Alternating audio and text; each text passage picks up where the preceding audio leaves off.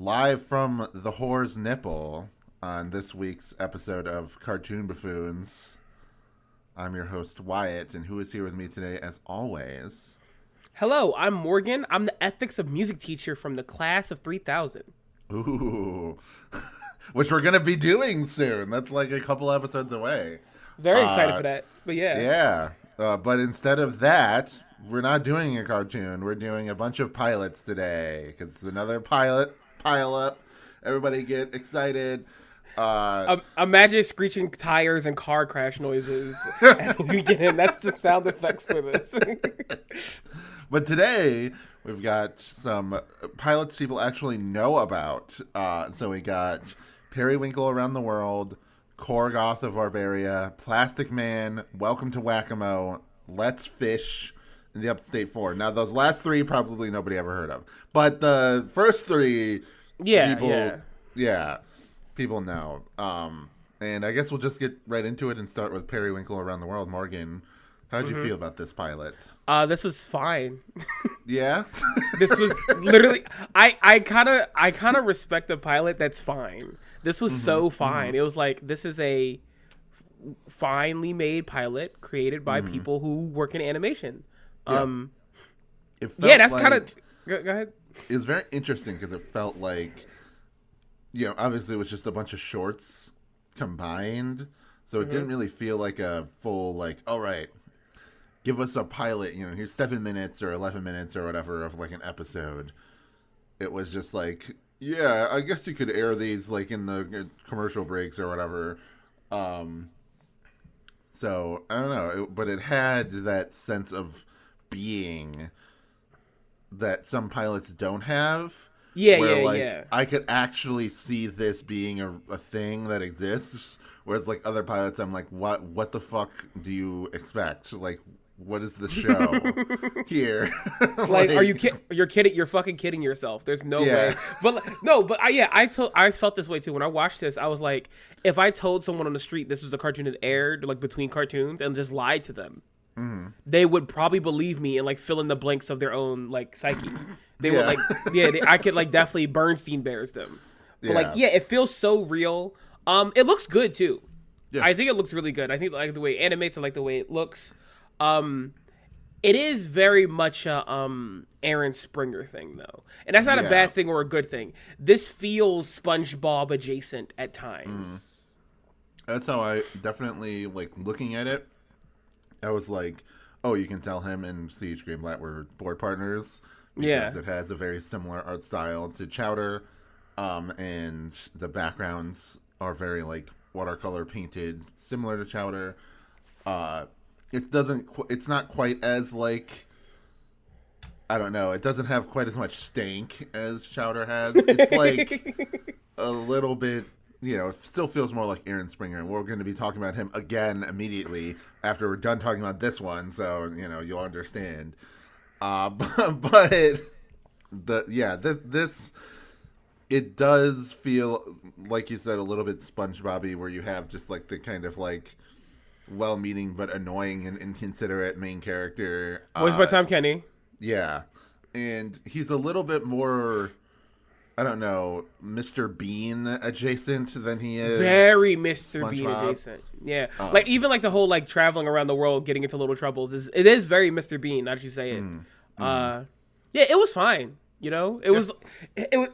I literally started this off when I was watching these. I was watching this before Kathy went on a trip, and I was like, it's crazy that this is just fine, but this would have destroyed the last batch we did. This would have fucking wrecked them as the best thing we've ever seen, comparatively. Yeah, we probably would have given it like 5. This is the best fucking pilot I've ever seen. Because we were just like in the trenches in a dungeon being stabbed by a man in leather armor. Like, I will say I probably have a unexpected pick for what my favorite one of these pilots is. Oh, me too. I don't know. Well, maybe not for my brand, but it's up there. I got 2 on here that might go as my favorite. But I gave Periwinkle in the World, like I said, a 3.5 out of 5. Like I hated doing a point, but like it's a little bit more than average, but not much. It's down the middle for me. Yeah. So it's like 3.5. It's like decently charming. It's not like laugh out loud funny. It's just like, oh, the animation and the, whatever, like the style and the fact that it's not like, oh, what if there was a smart guy and a stupid guy and the fucking, it's like Ren and Stimpy again. Like that doesn't happen, thank God. So, yeah. I will say this is another one of those characters that showed up in the OKKO special, which is just funny. Yeah. And then we got Korgoth, which is the next one. It's probably the most well-known one. You already told me last night that you're going to feud with me over this one. So I'm interested to see why. It's a pilot that everyone who knows, like, it's like one of those... I have a little animation tidbit. Did you know that a very popular pilot was made that was too expensive? Like, that's like the thing that everyone talks about with Korgoth. It's... I guess I'll tell you. What did you think, Wyatt? What do you think of Korgoth the Barbarian? Barbarian. Coming back to it. Of course, I had to watch it in fucking potato quality on YouTube with like Spanish subtitles or whatever. I did watch like other scenes like in full quality, like just small scenes. 'Cause I wanted to remember how good they look. But yeah. I think Korgoth of Barbaria is like, as a kid, I wanted nothing more in the world than for this to be picked up and to become a show, especially like because I didn't understand it was just a pilot at the time. I also didn't understand how shows like orders were made. I thought they would just like make episodes whenever they could. And I was like, oh man, I hope they make a second episode of it sometime soon. It wasn't until I was like a teenager going on the internet that I understood that like, oh, they order like 20 or 13 episodes or whatever. Like they do season orders at a time, and that, yada, yada, yada.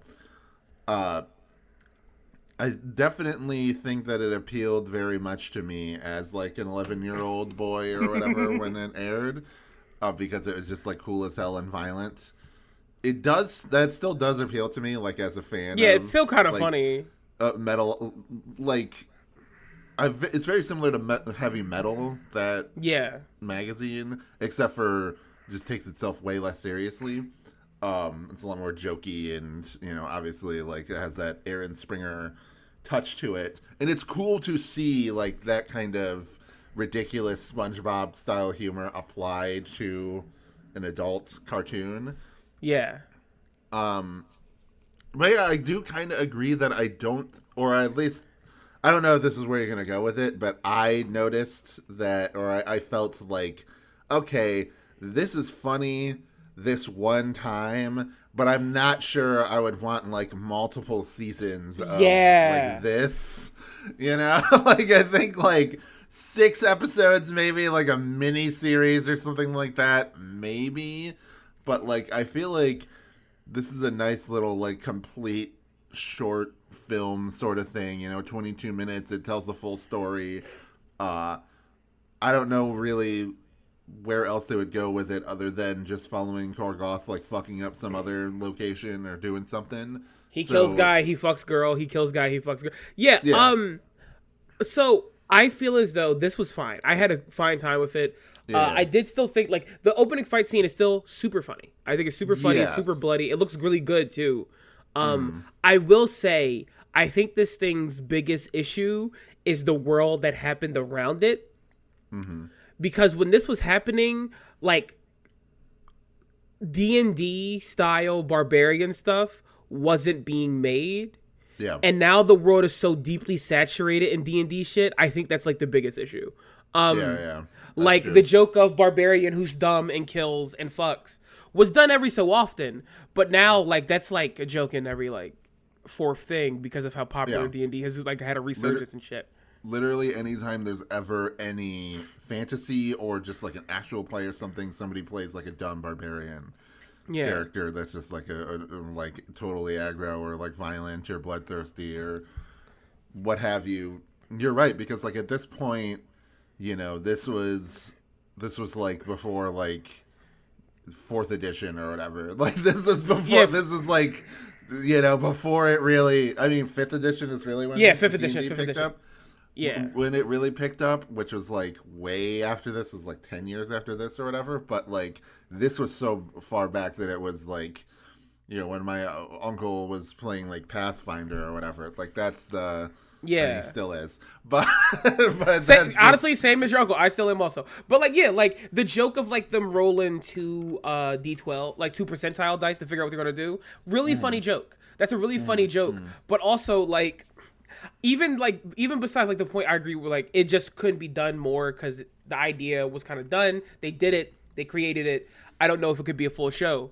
So many of the jokes now in hindsight are done to death, and I think that's kind of a bummer. I think it's kind of a bummer now, like haha, the weird little wizard who like is a nerd and like does gross. I'm like, damn, fucking hate Critical Role, man. Yeah.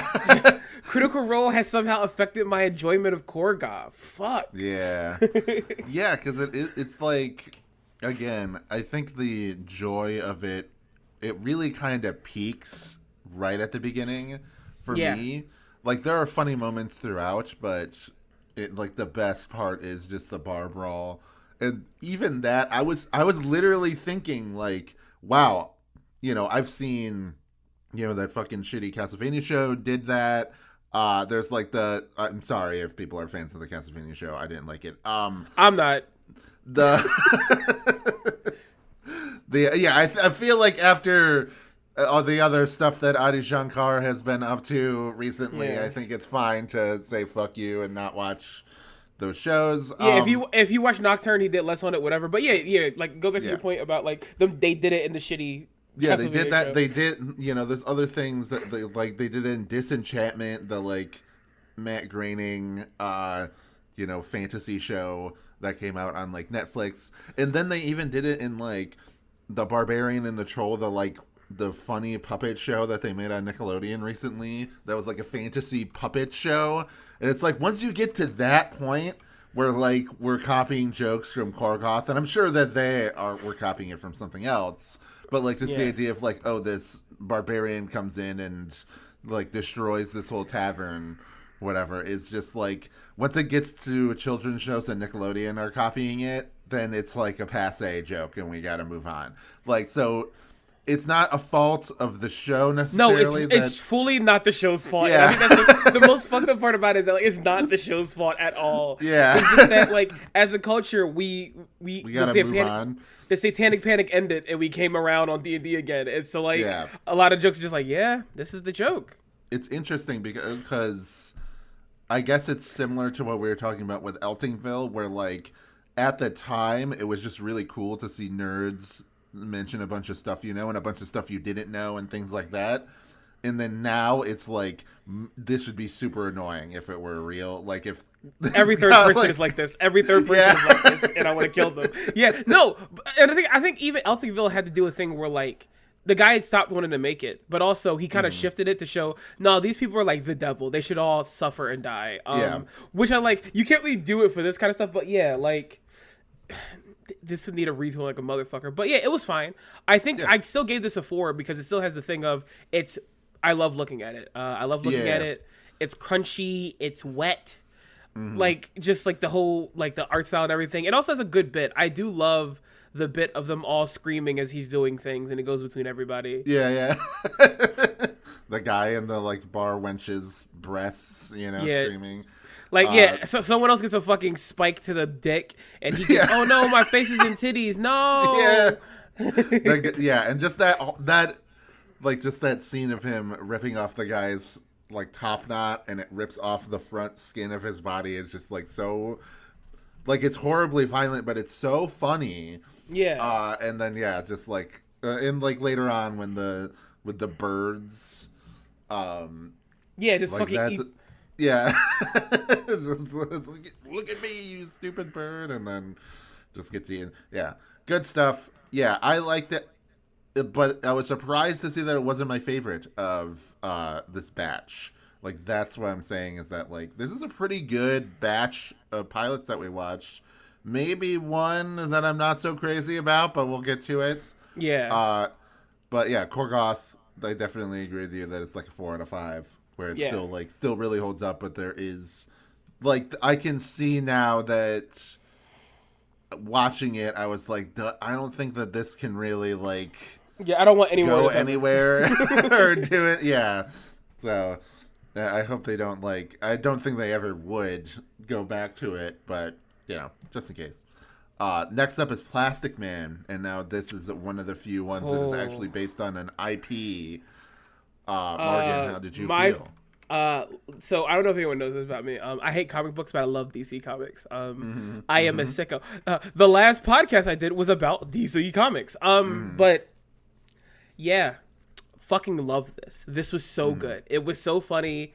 It fits Plastic Man so much. I actually got like folded into watching the other shorts in the same universe that I knew I was supposed to watch for this, but like it's just so funny. I think even though it's like a slam dunk obvious thing of make the Plastic Man the cartoon, there's a reason for it. He is the cartoon superhero. Yeah. He's the guy that like does all the cartoon stuff. Like it's so funny to tell somebody, hey, yeah, watch this. By the way, everything Plastic Man does in this show, he does while with Batman. Like in a normal continuity. Like, one time he turned into a giant fish to hang out with Batman and talked as like a talking fish. Why? Because he can, dude. I had a great time with this. I was laughing the entire time. I love the art style. It's really well animated, like the way it's put together. It's also like Plastic Man is supposed to represent a specific era of cartoons, and this show perfectly gets that across and does it. And I was just so hyped. I was so happy the entire time. Like I forgot that Plastic Man even this like thing came out. I thought we were going to cover like the shorts for Plastic Man until years later, but we did it now, and I was like, I'm so happy. I love you, Plastic Man. I was surprised that it's like 2006 or whatever was when these came out. Because like especially because I mean this is right around the time of the show that we're going to be doing for our next episode, which is The Batman. So like this is when like DC is kind of rebranding from the like Batman the animated series, Timmy. like that whole universe, like the Bruce Timm and what that other guy universe. Like they're kind of moving away from that and sort of going into like trying to find other like tonal spots. I really don't think that they've ever found like a perfect like conclusion to that, and they've just like doubled back and be like, let's just return. Let's just go and do that shit again. Because let me tell you, Young Justice is not it. So no, it's not. No, it is not. But Plastic Man, I really enjoy. I was very pleased by it because because it's a pilot and everything, they had the budget to kind of go wacky with the animation, which is good. Maybe wouldn't have been able to do that if it was a full show. Probably why it didn't become a full show was because of how much of a pain it might have been to do all the animation. Because a character like that, you can't have a model sheet really of a character like Plastic Man and then like go off of that. Like you can have it for his like normal basic state. Yeah, but everything else he's like fucking it up constantly. Like and Tom Kenny voices him and everything, so it has that he's just like a cartoon character guy. He's been in all three of these fucking pilots, by the way. Yeah, it's crazy. Like that motherfucker does not need more work, and he just keeps getting it. And then one thing because I didn't know anything about Plastic Man other than the fact that he's a DC character, but I didn't know he was a criminal before he became. Yeah, so like Plastic Man's big thing is that like he was like a criminal / villain. Like there's a lot of stuff, and we'll get to when we get to Brave and Bold and other stuff. But there's a lot of stuff with Batman going, don't you want to like rehabilitate your name? I sure do, bud. I guess. Yeah. and so the fact that his like he's not like a detective, and then he has like a guy, head of chief or whatever over him. It's his parole officer. Yes. Who he's like confiding in and like working together with, which is like a really good setup. And he's like the short, angry, like New York man. It's just like it's a good dynamic. The villain is like very stupid in a very fun way because it's like the human puddle or whatever. And it's like, okay, this crappy villain that nobody would expect to be good or powerful finds a way to be like cracked by just like knocking over like fire hydrants and like destroying like water tanks and doing things like that. And yeah, it's just a really good pilot, really good short, and I really wish that they were able to make more, but I totally understand why they weren't able to do any more. The upside is they do like when DC Nation starts, and we're going to get to that eventually. They do like a bunch more shorts. Like they did like I think 4 more shorts. Okay. Which I think was the way to go about it. Also, he has like a role in Justice League Action that's kind of basically the same exact way he's here, which is neat. Like it's like every time they put him in another cartoon, he's just like this too. They just want to make it work, which is cool. Speaking of DC Nation, should we just do that as like? Should we just talk about all the DC Nation shorts some in of an them are episode? Bad. I feel like probably like I think we could probably do a pile up superhero edition where we just do that. Yeah. Because there are some that I want to talk about. Like there's like the Black Lightning one is fucking amazing. Sometimes I wake up at night screaming and throwing shit around my house that it's not a cartoon. Like it's so fucking good. Yeah. Well, I'm looking. It says that there's 160 episodes of DC Nation, so maybe we're not going to do. Oh, fuck my ass, dude. We'll each pick like 4, I guess, dude. Yeah. Fucking dying out here, like no, bro. Yeah. But I do remember when those were airing because that was like I was like watching Cartoon Network and stuff and. What is it? Other deep cable networks. What's the fucking thing that Transformers Prime aired on? The Hub. The Hub. No one remembers the Hub. That's just us. But I was watching Young Justice every morning to bitch about it on Twitter, on Tumblr. Yeah.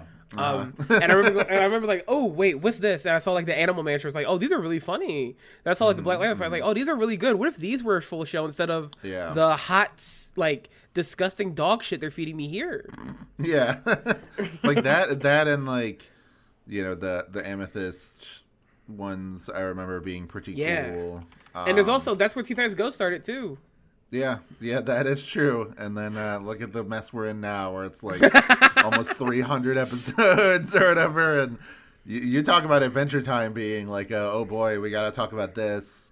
I guess Teen Titans Go will be more straightforward, but like, dude, we'll watch 14 episodes and go. It's fun. We'll just watch one episode per season. Teen Titans Go and be like, I guess we're getting kind of a understanding of where it's going. But anyway, I like the short quite a bit. I give it a 5. I love this. This was really good. Yeah, I would give it a 4, just because like, it's really funny, but it didn't like blow me away or like change my mind on be like, oh man, I need more Plastic Man content right now. I was just like, I could, if they made a cartoon of him. They definitely. I don't think they would do it now because budget's getting slashed across the board in animation. But he's getting a movie. I mean, hey, there you go. Because James Gunn wasn't. I will say, why one thing that might make you want to do it is like read Plastic Man is whenever he crosses over with characters, he's very funny, right? But every like few years, someone goes, isn't he like kind of horror because he's just a flesh thing? And they do one horrifying Plastic Man comic. Yeah. And every time they do it, it's super funny to me. Later, like, wait, because he doesn't turn into plastic, guys. He's just, his flesh is malleable. He can change his molecular structure. It's horrifying. He's like the most evil flesh man. It's so fucked up. But yeah. Yeah, it is pretty disgusting thinking about it. Next up is Welcome to Whackamo. This is by... I think John McIntyre is his name, which previously did a pilot, My Freaky Family, if you remember that. This guy has a family thing, man. Yeah, he likes families. This was a surprising... I was very refreshed by this pilot, like art style-wise and everything, and like tonally. I guess very similar to My Freaky Family. It just has a very distinct look to it that doesn't feel... like it's ripping off a cartoon from the 90s. So, like, I guess that immediately is, like, my biggest compliment. How did you feel about it, Morgan? I was, like, middling on it at first. Mm-hmm. But the more it went on, the funnier it got in a weird way. Mm-hmm. I think, like, I really came around, like, I was like, okay, this is just, family cartoon, dad. But as it kept going, I was like, no, this actually kind of... It's actually pretty funny. I was like having a great time with it. I was expecting like this was going to be the big mid one, you know, but no, I had a great time. I think that like the art style is good. I like the way the baby looks. I actually don't like the way the like father looks, but it started to work for me as like an awkward adult age thing. Like he's obviously like 36. I'm like, no, it's okay that he's like awkward dog looking guy. Yeah, I agree with you that it's like.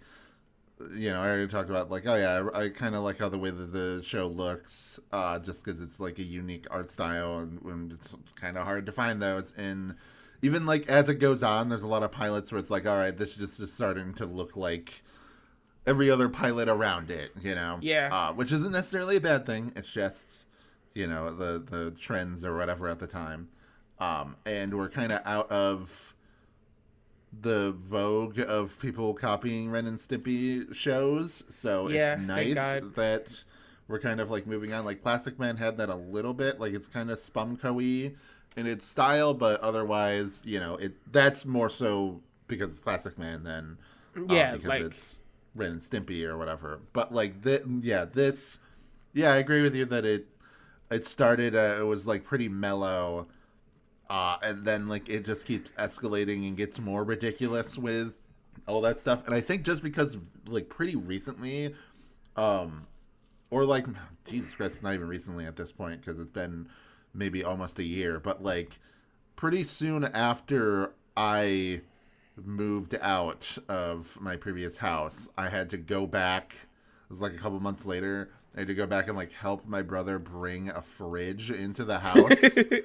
Like up multiple flights of stairs to the front of the house and then through there, and it was just like a complete fucking nightmare of a scenario. It was like so annoying and stressful to deal with, and it just reminded me so much of that. So I like really like trauma bonded with this short. I guess I was just like, oh yeah, I really like this because it's conveying the extremely annoying experience of getting a new fridge and then being like, oh fuck, I have to get this piece of shit into my house now.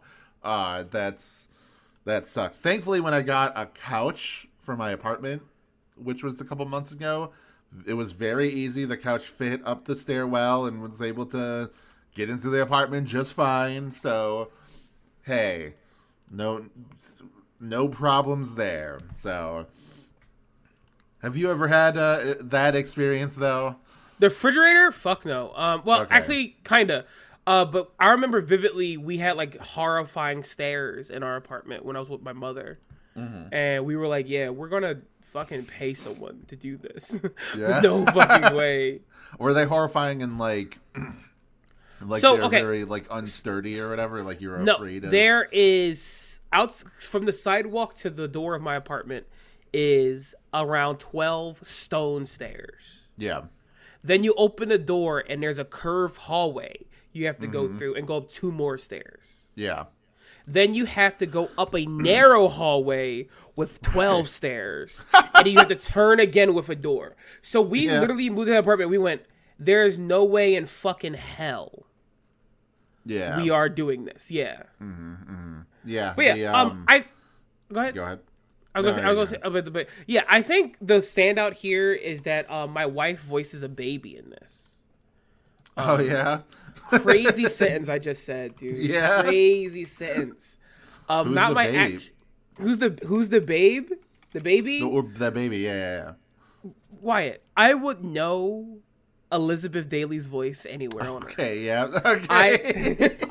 Dude, No, I can't make this joke on air. Never mind. I can't. I heard her voice and I started lactating.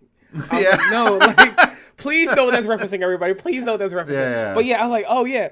The baby was the funniest character in this. I don't know. I think it's because of like my love of early Rugrats. I love a shitty child that makes the life horrible for their parents. It's the best. It's the best archetype of character in a show for me. And I like that, like, the wife wasn't just, like, an annoying harpy or something. Like, that's also kind of a typical thing that you could see with, like, cartoon guys making cartoons. It's like, the old ball and chain, eh? You know, it's like... I love my wife. Yeah, she's, like, maybe a little bit unhelpful with actually tearing the fridge and everything, but like she's not like being like overly pushy or annoying or whatever. But I know this is an extremely low bar that it's clearing, but it's just like needs to be stated that there have been situations where that bar has not been cleared. So not at fucking all, dude. But yeah, I enjoyed this. It was an enjoyable short. I wouldn't go out of my way to like rewatch it through my pen. To rewatch it and be like, oh man, we gotta all get together and talk about this short. But I think like if you're doing like what we're doing and you're going through all these pilots or whatever and you hate yourself because you're going through all these pilots, then this is a good like stopgap. So like a 3 out of 5. That's my. I also give it 3 out of 5, and I had a great time though. Sometimes mids are loud. We said it before, but yeah. Yep. Let's go to the bad one. Go ahead. I'm so fucking. It annoys me so much when people like rate things and they're like, "This is bad," and then give it like a 3 out of 5 or like a 7 out of 10 or whatever. It's like just use the rest of the scale. Just say 4 or 3 or whatever if you're gonna do it out of 10. Yeah, why do you need all these fucking numbers if everything's a fucking 7 or a 10? You it's bitch. Like, I didn't really like this. It was kind of mid. 7 out of 10. Like that's 2 points above mid. That's firmly not mid. That's good. Yeah, like the American school system has fucking broke these people's brains, guys. Yeah. Listen, look. Well, 75 in school is a C, bro. It shouldn't be. Yeah. Like it shouldn't. That's like an issue with the like grading system, bro. Yeah. It happens the most with games. I think people who like play video games are the dumbest people on earth. They've like, I hated everything about this game. It wasn't fun to play. I had an awful time the entire time. 6 out of 10. What the fuck do you mean like, 6 out of 10? People being like, why would you want to play a 7 out of 10 game? It's like, why the fuck not? Like, that's more good than bad. Like, I don't know what. Super Mario Sunshine is a 7 out of 10 game. Yeah. Like, what the fuck? Maybe like a 6 out of 10, but you know. All right. No, but like, people don't understand. Whenever someone, people go to a game website like this, you gave this game a 7 out of 10. What does it suck? No. What? What are you talking has about? like it has significant flaws that I'm talking about, but like the experience is overall positive, so like that's what it should be for a 7 out of 10. When I tell someone like this, Spider-Man 2 for PS5 is like a 7 out of 10. They're like this, do you not like it? Like you're playing it so much, how's it 7 out of 10? I said, I can't express to you how that's like the perfect grade for it. It's a mid game that I am enjoying. Like guys, a 10 out of 10 game is not a game that you had a bunch of fun. Like it's not a game that's like you had a bunch of fun with, but there's issues with. A 10 out of 10 game is a game that I can drop whatever the fuck I'm doing right now and replay through it. Yeah, like, Metroid Prime. That's for me. That's super weird. Mine's SSX3, but let's go. Yeah. Anyway, we got Let's Fish, which was not a bit of a good. surprise because it was one of. This is like when Adult Swim was starting to do like the live action shows in like 2006, stuff like Saul the Mole Man and Fat Guy Stuck on Internet. So this is a live action with some animation in its pilot. Yeah. I figured we might as well talk about the Adult Swim. Like obviously we're talking about like Korgoth and stuff because they're Cartoon Network studios. But I figured we might as well talk about just any of the like failed Adult Swim pilots. Which turned out to be a really bad idea. Awful idea. This fucking sucked. This sucked ass. Dude, the only good thing about this is that I get to point at the screen and go, hey, that's Brendan Small. That's all I did. I'm like, hey, guys, Brendan Small's here. And that's all. That's it. Yeah. It just has a... like, I feel like I knew what I was getting into, like, from pretty early on when they had, like, the, like, very racist... The like, blackface joke? Yeah. Yeah. Which is, like... I get that they're just being edgy. Like, it's not... Like, the whole joke was that they're, like, making fun of a guy for being racist, not they themselves are. But, like, at the same time, obviously people have dissected that to hell and back and said, like, well... If it, walks like a duck and talks like a duck, then it's kind of is. And are two balding white guys on a fishing boat really the creators that should be telling these types of jokes, et cetera, et cetera. I think after that, I felt like it was just kind of, like set in stone for me. Like, oh no, this is the kind of pilot this is. But how'd you feel? Not even like a whole like let's get woke thing. I just thought it wasn't funny. Yeah, like exactly. it's like some of these are $3 Aqua Team jokes. Like like jokes that you see on Aqua Team that don't hit, but there's a funnier joke around them is how so much of this show felt. And also letting you know that like this came out around the time of like Boondocks started airing and shit like that. I'm like, wow, this shit is ass. Like I'm like this. I feel like Adult Swim was just about to leave this kind of like nothingness, you know? They still always hang with it, but like it just was lacking so much. I don't know. The setup wasn't funny. The funniest joke was you're weird about food, I guess. That was kind of funny. But across the board, I was like, this is nothing. It made me want to watch other edgier shows that are funnier. Like, yeah, I feel that. For me, like, you're right. It just is one of those ideas where it just can go nowhere. It just is like a rudderless, ironic considering the setup, or I guess appropriate considering the setup. It's just like kind of a rudderless concept where it's like, okay, what these guys, they're fishermen, something happens, whatever. It just feels like a one-off short. Like, why the fuck was this a pilot? You know, and like, that's the thing is that a lot of these pilots have been branded as like, oh, this is a short, or it's like for the shorts program. And that's why we haven't talked about any of the like, you know, cartoon, you know, or whatever, like what a cartoon or things like that. Because a lot of those were just one-off shorts that were made, like, and that's fine. Like, those not every one-off short is meant to be spun off into a show. And in fact, sometimes when they do, the resulting show kind of sucks really badly. You know, like that happened with like Evil Con Carne. Evil Con Carne. But I was thinking like recently there was like the hair love short where, and then like companies were like, yeah, you should. This was so popular, you should make it a show. And I was thinking like, why? This isn't a short. Like, who cares? I mean, I'm sure the creators. Let's get racial. Let's get racial. Let's get racial. Let's go. Like, why would they want to make a series based on like? I mean, to get racial, I guess it clearly was just like to appease black people because of 2020. Like it was one of those ploys that they made to also, like. I do think like one of those shows that they like bought to be like, all right, here you go, and then like threw to the fucking wolves, and then it got one season and died, you know, and they didn't support it. So that, which happened a lot, sadly, with animation and any story about not white people that happened because of or after 2020. So that, I guess that's more what I'm saying, more than like it being a bad, like the show based on it being bad is just like it was just chosen for cynical reasons. No, yeah, I agree. I think also like when it comes to like that short specifically, having a short about, you know, black hair and fatherhood and black stuff, like that stuff's really cool. However, no one bought more episodes because they thought it was a cool thing to expand on. Like you said, it's like this really cynical idea that like, okay, we'll buy more episodes. And then they were like, well, we did buy more episodes. No more is needed. Yeah, they decided that a month later. Sitcom, they decided that a month later. They literally said, "Let's get up." They premiered on September, and they said we're done by October. It's fucking crazy. But yeah, like this feels like that. Like Let's Fish doesn't feel like that because that thing was like at least earnest. You know, Let's Fish doesn't feel earnest at all. I think the funniest thing to come out of this is that I was reading stuff up. Apparently, this was not given a full season. And part of the reason was because Brendan Small was like, yeah, I want to make Metalocalypse. I have commitments over there. Yeah.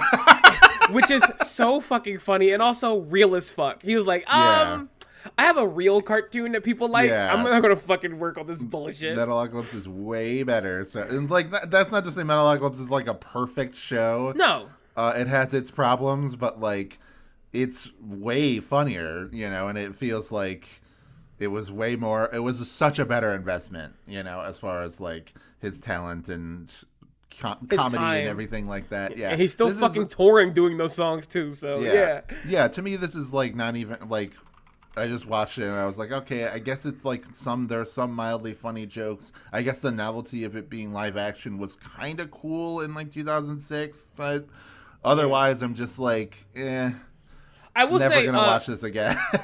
Brendan Small's comedic timing is still fantastic. The guy's just funny. That's like one of like the show, like even the jokes that don't work, Brendan Small's like inflection and stuff is funny, and I'm like, well, he should just be doing that on a show I like. Yeah.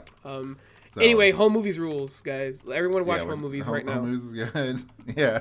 So would you give this a 1 or? I gave it a 2 because I do like the novelty of seeing Brendan yeah. Small on television. That's it. Like seeing that's such a what cartoon I would say, guy. is that there's just enough funny to make it so that it wasn't completely like, I hate this, I want to move on.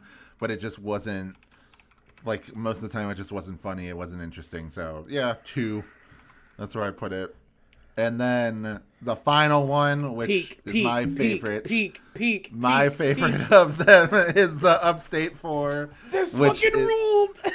Yeah, which is by the Krause brothers, who also did Utica cartoons. So, again, appealing to my upstate New York, area.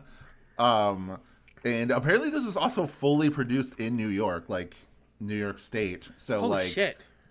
Which is surprising because most of these, obviously Hollywood or Atlanta for like the Adult Swim stuff.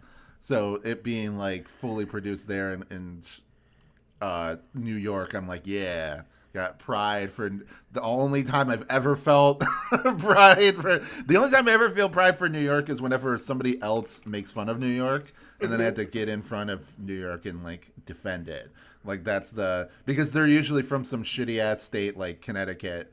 Or something fuck you, like Connecticut. that. Yeah, like get the fuck out of here, Rhode Island or whatever.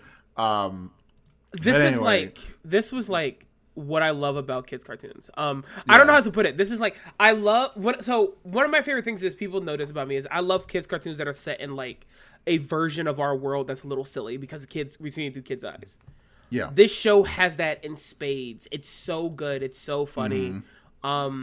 It also has like a ensemble cast of like these kids that are just so good and work off of each other.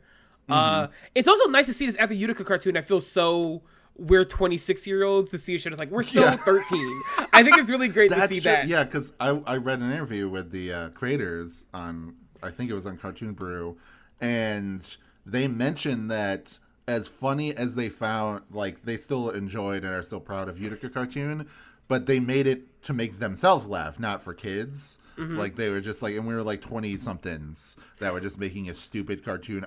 And we mentioned at the time that felt like a proto-regular show. Where it's like, oh, these like washout 20-somethings have nothing better to do with their life, so they're just wasting their time like eating food at a restaurant and doing all this. And it just like escalates to a completely ridiculous degree. And then they said that they really wanted to try to make like a show with like longevity and like wide appeal for a younger demographic, and like focus on like these 4 characters. And like it is funny that the 4 characters, like, I don't know, none of them feel like repeats or copies of like any of the like. No. I guess the characters weren't very well defined from Utica cartoon anyway, but they just feel like very unique from those characters, and it has like such a great art style too. Like it even like looks like very evolved from that show's. Even seeing like I think his name Dave from Utica cartoon. I was like, oh, it's cool that he's here, but like he does look less evolved compared to everyone else's art styles. But I think that works actually in a lot of ways. This was so funny. I love the opening of them playing a mecha game where they're mecha horses and like they're getting attacked. Like, what the fuck is happening? And they goes out. They were just playing a video game, being really animated. I'm like, this is good. The setup is really good. They somehow had like they don't make the girl in the friend group the girl character because she's like still like a shithead video game player. But then when it comes about being about that money, she changes up, and I think that's so funny. I think that's so good. Like just like whoa. I think it's very funny that she's at first she's like annoyed by like the Girl Scout that comes to the door, and then when she hears that the like top prize is a pony, she gets very excited about it, which is like a stereotypical girly thing, but then all three of the other characters are also like really into it for different reasons. And it's like very funny to be like, oh, like the rabbit kid, he's like, you know, he wants to fly on a Pegasus through, you know, he has like a more traditionally girly fantasy, and then like one kid just wants to like ask like for help on the test. He asked like, what's the question for answer 3 or whatever, and that just like made me laugh when I realized how stupid that sentence was. And then the other kid, the evil one, was like forcing it to do slave labor on the farm. The nerd kid like this, we could simply just use it for free labor. And I'm like, whoa, you were fucked up. He's right, but like he has like a plow attached to his back. It's such a good bit. Yeah, and then I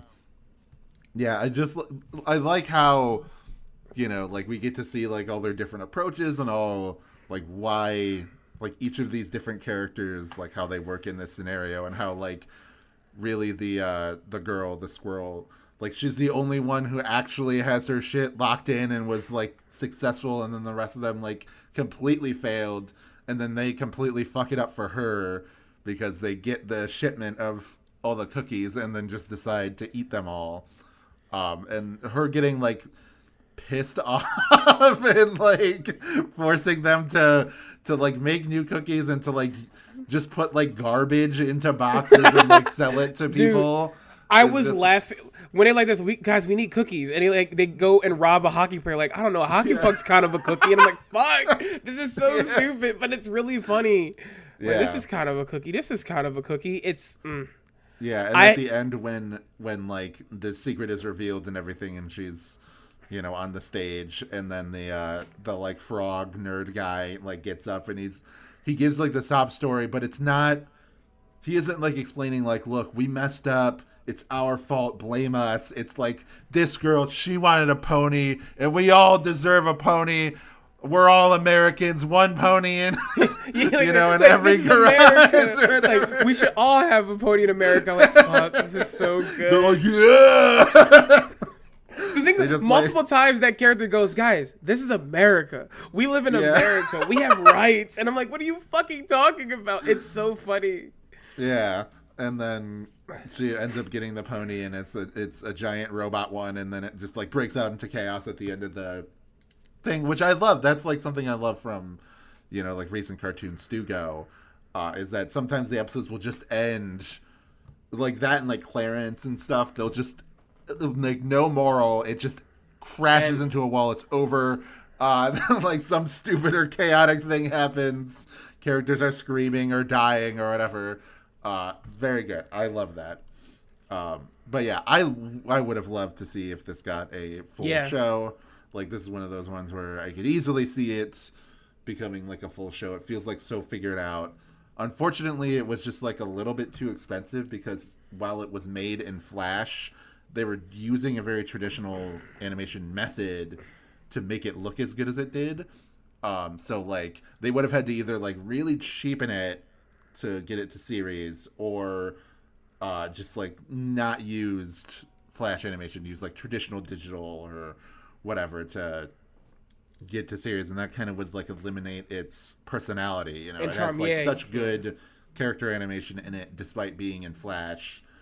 This like just the fact that this 2006 cartoon destroys basically anything on the internet that at the time that was using Flash animation is like very funny to me. It's just like clearly these guys are like consummate professionals who went from one medium, and then instead of using Flash as a medium to take Easy Street, they're just used it as a different medium to, you know, make certain parts of the process easier while they work on other parts. Because Utica cartoon already looked really good, and it was on cells. So, but yeah, I would love to see a new cartoon by these guys at some point. Please, like their luck is so fucking bad, even though they make such good shit. It's a bummer. Yeah. But what are you going to do? So I give this a 5. Yeah, it's my favorite of this batch. I gave this a for fucking sure. 5 too. This is like so good. This was like so surprised. Like I saw the Crossbrothers, I was like, oh, sitting down, we got peak. I was so excited, and I was right. Yeah, This you were batch right. was solid. This batch was fucking solid. Like I'm gonna compared to last time where I was like, kill me. Fucking Finkel files. Yeah, oh my Finkel, god. Jesus Christ. Yeah, I think the only one that I liked from the last batch was the Penguins Behind Bars. Yeah, and that was another one similar to Bobots. Korgoth, where I was like, this didn't it's fine. This doesn't need to be more than just one episode. So yeah, just terrible. I'm sure that actually, let's just look at the names of the next 6 that we're going to do real quick. So, because usually we don't do this because usually we just go we aren't going right into another pilot thing, but no, I love to see the names because I go, what the fuck is this? Like, I love to say it. I say, like, what the fuck is this? This is nothing. Yeah, I've never heard of any of these, and they sound really stupid. So what are the names? We got Stiff. We got oh, fuck off. We got What's Wrong with Ruth. We got The Crooked Sip. The Crooked Sip? Yeah. We got Project Gilroy. We got Brumble Brainus. Shut up. And the final one is Diggs Tailwagger. So, I never heard of any of these. Fucking dog or not. I feel like we're beyond the point of I've heard of any of these fucking things. So that's we're gonna kind of until we get to AJ's Infinite Summer and stuff. It's going to be I don't know what the hell any of these are. So I feel like we're gonna hit AJ's Infinite Summer. And I'm gonna be like, oh my god, this is so good. I'm gonna just call fucking Toby thank God for you. It's been so bad, thank God for you. Yeah. He made a short film recently, or a full film, I think. Not even a short film. That was AJ goes to the dog park. So. Yeah, he was talking about working on it when last time we talked to him. So yeah. But yeah, gotta check that out at some point. But anyway, I guess that'll do it for this episode. Next time it will be a normal episode. We'll talk about The Batman with Rexy. Yeah. So, Morgan, you've already watched a good amount of it. I've only seen 3 episodes so far. I've been abandoned. So I've been abandoned by my wife, everyone. She went on a trip. So I've been doing nothing but watching the motherfucking Batman. So yeah, baby. Yeah, and you started to get to the Brave and the Bold seasons. Not the cartoon Brave and the Bold, but when they changed the art style and everything and stuff like that. Going to stay for the episode, but gotta love executives, baby. You gotta love executives, baby. Actually, they also you don't. did do that with Batman the Animated Series, where they changed the art style a bit later into the show with the new adventures of Batman and Robin. They did at least keep the setup. Yeah, they kept the style, the overall stylistic flair was still there from the early days. It's just that they did things Joker looks weird now, Oh, the Joker looks so bad in the later part of Batman Animated Series. It's a bummer. Oh, he looks like shit. But he looks so good in Batman Beyond. It's proof that there's a middle ground. There's proof that there's a fucking middle ground. But someone just didn't want to do it. It's pissing me off. But yeah, we're gonna be talking about the Batman. So this is the action cartoon break. Was this? And we're gonna be back to action cartoons. It's been kind of nice to do Ben 10. Let's do some action cartoons. Let's do some punching. Yeah. Because then after that we got Squirrel Boy, but then after that is the Fantastic Four cartoon. Oh, so that's it's so fake. It's so fake, dude. Literally, anytime I brought this Fantastic Four cartoon up to people, they thought it was the '90s one with the Human Torch rap, and they're like, "That's the only thing you know about the show." I'm like, wrong. No, this is one based on the Jessica Alba movie. That's the. So I saw that cartoon. I watched it when it came out, and I rewatched it a few years back, right? I won't spoil anything. Maybe the cheapest cartoon we'll cover, Wyatt. I'm not kidding. Right. Okay. Maybe the third core cheapest cartoon we'll cover. But I do think Marvel shows around this time did kind of look like shit. The Earth's Mightiest Heroes and stuff did kind of look that's not a bad show, but it was just very cheap because it was before the MCU. Yeah, so. Marvel, the company this. Here's $6. Yeah, I can make it work, dickhead. But anyway. Where did you already do your plugs? Actually, I don't know. I can't We remember. didn't do anything. We were just talking, Okay. dude. Yeah. Hello everyone. It's me, Morgan. You can find me at Girl Next Vor on Tumblr. Talk about vampires. Post some art sometimes. Who knows? You can also find me on Blue Sky at Girl Next Vor. Bullshit. Stream of consciousness, stuff like that. Gotta hurry up though, because I'm looking up from Blue Sky right now, and at the top of a hill is a refrigerator. And it seems as though it's coming down the hill very quickly to crash into Blue Sky. So you want to follow me before it gets here and destroys it. What about you, Wyatt? Where can we find you? Oh, you can find me over on Twitter and Blue Sky at WazPranger, WAZP Ranger. I mostly post stream of consciousness stuff, but I do sometimes post about new podcasts or new videos that I do. I've gotten back into making videos. At the time of recording this, I've done some. Hopefully at the time that this comes out, my Stugo video will already be out. But, just recently, I had one about the Control-Delete cartoon, which is extremely bad, but kind of funny, or kind of, maybe not funny. There's something about it that's interesting to watch, and I find myself enjoying it. I guess that's the best way I can describe it. And then before that was the Primos video, was a Disney show that got one season and got canned for various reasons. I don't go into them in the video because it's beyond my pay grade, but I do talk about the show. People really liked that one apparently because it kind of hit the YouTube algorithm right and got a shit ton of views. So big thumbs up. Hopefully people like the Stugo video. Patreon, go on there. $3, you get this a week early. If you're listening to this right now on the Patreon, thank you so much. If you're listening to this on YouTube, $3, boom, you can get the Batman episode right now. Listen to us talk about that show if you're interested in it. But if you only got $1, you can still get some stuff. With $1, you can get my videos a few days early, and you can get Wow Cool Robot, which is me and my friend Wayne going through every single robot in existence and reviewing them. It's a good time. So join us next time, everybody, as we talk about the Batman. The Batman. Yeah. All right. See you there.